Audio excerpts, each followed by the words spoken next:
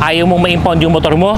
Panoorin mo tong video na to. Sa video na to, pag-uusapan natin ano mga violations na dapat iwasan. Kung sakaling ma-impound ang motor mo, ano ang proseso na dapat nating sundin.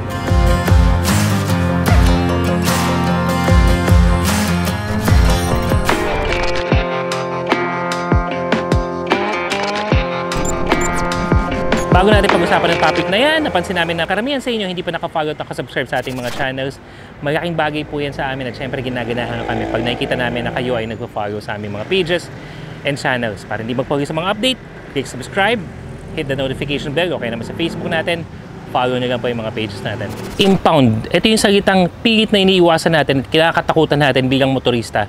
Kasi grabe sa gastos at saka sa hassle yung mga maaari natin pagdaanan pag na-impound yung mga motor natin. Kaya naman pag-uusapan natin sa video na to, ano nga ba yung mga violations na dapat nating iwasan para siguradong hindi mangyayari sa atin na ma-impound ang mga motor natin. Biruin mo, agagang mo yung motor mo, bagong bili, o kaya naman hanggang ngayon binabayaran mo pa, ayaw na ayaw mong magasgasan, kulutin mo yung mga lamok at langaw, talagang binubugaw mo.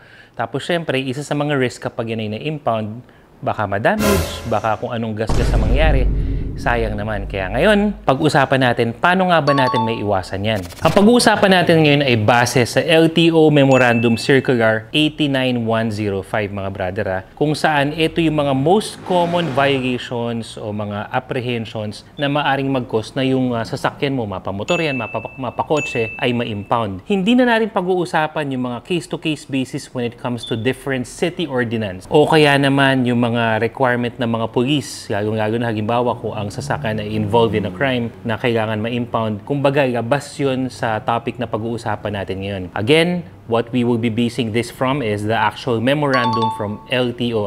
At gaya ng mga natutunan na natin sa checkpoint series na ginagawa natin, hindi tayo nakikinig sa mga haka-haka, kundi mismong sa LTO documents and resources sa mga ginagamit natin. So, simulan na natin. Unang-una, dapat ang motor o kotse, for that matter, ay may proper documentation. Kapag ang motor mo ay unregistered o kaya hindi tama ang pagkakarehistro o di kaya naman late or delinquent o kaya naman invalid yung registration, may impound yung motor mo niyan. Sa mga pagkakataon na nagkaroon ka ng substitute sa motor, katulad ng pinagitan mo yung makina, so mag-iiba yung engine at saka chassis number nun, tapos hindi mo pina-update yung rehistro mo, impound din ang motor mo niyan. Marami sa atin pumuporma yung mga nag-change of color, red, puti, itim, pero yung naka-indicate sa rehistro mo ay hindi nag-reflect yung change of color, impound ka pa rin yan. May mga motor o sasakyan na nag-ooperate pa rin na suspended o kaya na-revoke na yung Certificate of Registration.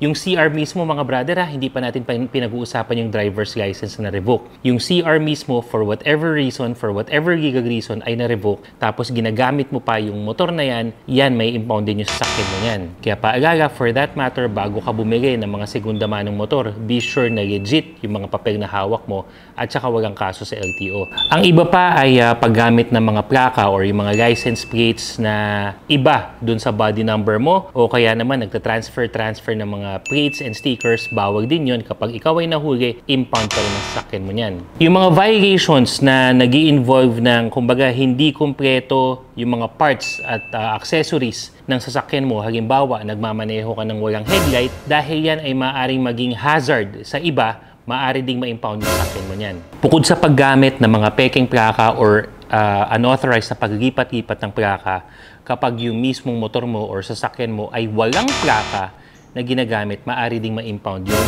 motor mo niyan. Kaya naman, kung wala pa talagang plaka yung motor mo, hindi pa nare-release sa'yo, maaari ka naman gumamit ng temporary plate. Tinakal na natin yan kung kailan ka gagamit ng temporary plate versus improvised plate. Ito yung link sa baba, kaya panoorin nyo na lang yan. Kasi ibang usapin pa yan medyo mahabang usapin pa yan. Ngayon, syempre, kapag ikaw naman ay merong peking lisensya, peking plaka, peke yung ORCR mo, yun, sigurado. O kaya naman, hindi mo talaga dala yung ORCR mo. Wala kang dokumento na nagpapatunay yan ay dumaan sa proseso ng LTO, yan ay hindi nakaw, walang pagkakakilanlan yung motor mo at saka ikaw, yun, ilan lang yan sa mga basic na dahilan kung bakit yung minamaneho mong sasakyan or motor ay maaring ma-impound. Siyempre, huwag natin kakalimutan yung ikaw mismo nagmaneho ka ng hindi ka naman dapat dahil wala kang kaukulang mga permit or licenses, impound yan. At saka on cases wherein na-issuehan ka ng traffic violation receipt tapos nag-expire na dahil hindi mo kinigim, hindi mo binayaran, hindi mo sinettle, pwede pa rin ma-impound yung sasakyan na dala-dala mo.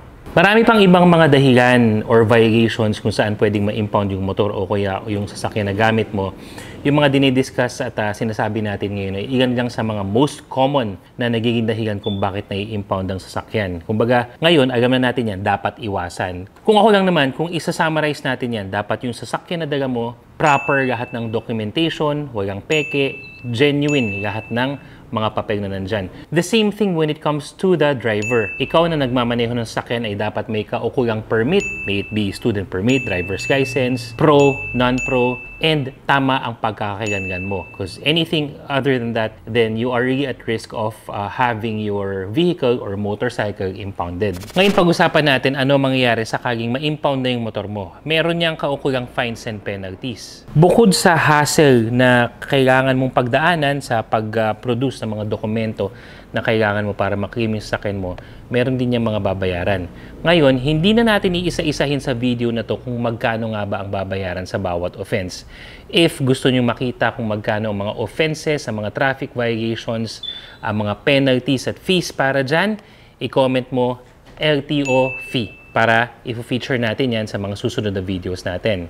But primarily, what you have to go through is kailangan mong i-furnish ang anumang dokumento na i-require sa'yo ng LTO para maklaim yung sasakyan mo. Halimbawa, invalid yung rehistro na dala-dala mo sa motor mo kaya na-impound yung motor mo. So that means, by the time that you are claiming your motorcycle, kailangan dala mo na yung tamang rehistro sa motor mo. So example lang yun mga brother. Kumbaga, hindi lang to bayad-bayad. Hindi lang to basta punta ka lang doon, bayaran mo yung fee. Hindi ganun yan. May mga documents that you have to furnish para maklaim mo yung motor mo. Meron ding tinatawag na impoundment period. Ano nga ba yung impoundment period? Ito yung nire-recommenda ng LTO kung gaano katagal mananatili sa kanila yung sasakyan mo. Hassle, no? Kumbaga, na-impound ka na, gagastos ka na, mag-furnish ka ng dokumento, mag-aaksaya ka ng oras, pero meron pala yung, parang pag nakulong ang tao, di ba? Minimum 6 months, may panghabang buhay na pagkakulong.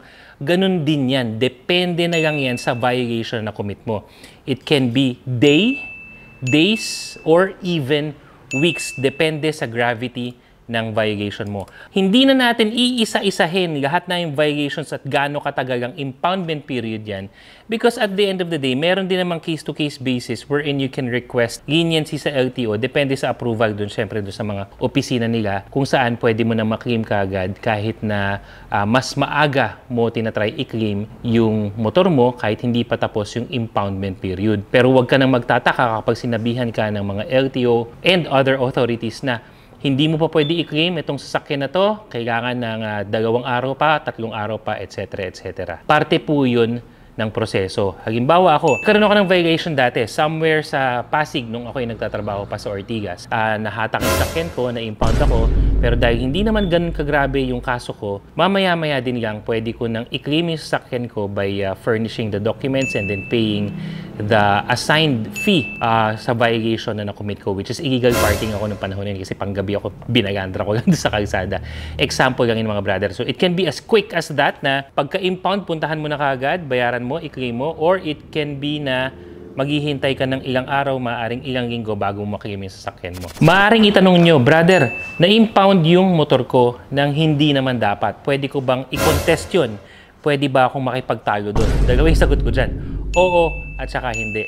Unang-una, huwag ka nang makipagtalo dun sa na-impound kasi baka magkainitan kayo ng ulo. Kung yung impounding authority, yung umahatak ng motor mo o sasakyan mo, ay makakausap mo ng maayos at mapapaliwanagan mo dahil sa feeling mo talaga ay hindi ka dapat ma-impound, then do it. Pero kung sakaling dumating sa punto na kayo ay hindi nag-agree, sa tingin niya ay kailangan talagang i-impound ang motor mo at sa tingin mo naman ay hindi, pairalin natin ang pagkakalma sa sitwasyon na to. Tandaan natin na pwede naman nating i-contest yung mga bagay na yan. Oo, hassle, pero may iwasan natin yung mga mas malaking problema pa na maaring mag-arise kapag pinairal natin yung mga init ng ulo. Merong contest procedure sa LTO mga brother na maaari din nating i-discuss sa mga susunod na videos natin. Kung gusto nyong i-feature natin yan, malaman natin kung gaano karami sa inyo ang gustong matuto kung paano mag-contest ng mga violations against sa atin bilang mga motorista. I-comment mo lang ang LTO contest. Pero ang basic niyan is that kapag hindi ka agree sa desisyon na impound na yung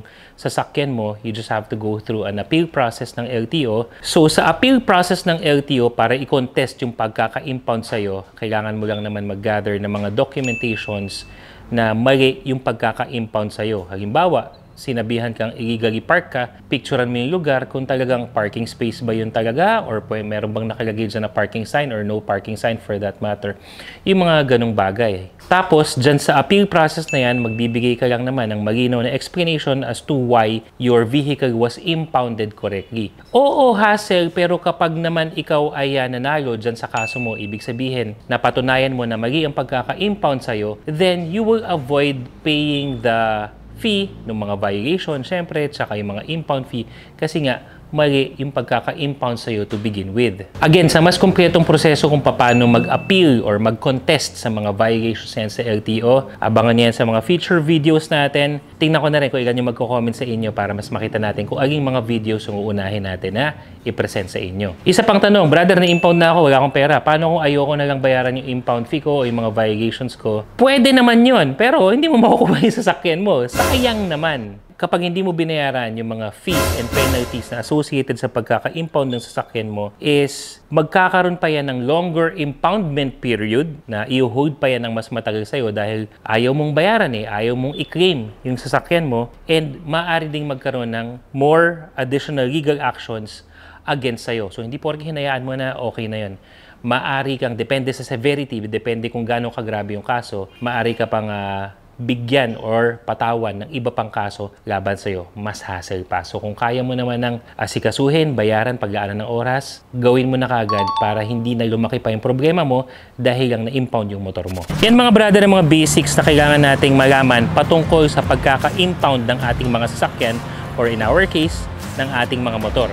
Basta tatandaan natin na iiwasan natin yung mga impoundable violations na mga napag-usapan na natin kanina. E nabanggit ko na nga rin, in a nutshell, kailangan okay yung dokumento ng motor mo, okay din ang dokumento mo, okay ang kondisyon ng motor mo. Yun yung kumbaga primary guidelines natin para siguradong hindi may impound yung motor mo. Tsaka syempre dapat sumusunod tayo sa batas trapiko to begin with. Pinag-usapan din natin kung paano yung basic process ng pag-contest o pag-appeal sa mga na-impound na sasakyan. Pinag-usapan din natin yung kung paano mag-claim ng impounded na sasakyan. Again, kung gusto niyo pag-usapan natin yan sa mga susunod na videos, mangyari po lamang na mag-follow at mag-subscribe sa mga Motor ni Juan channels and pages para hindi kayo magpuhuli sa mga ganitong updates and contents natin.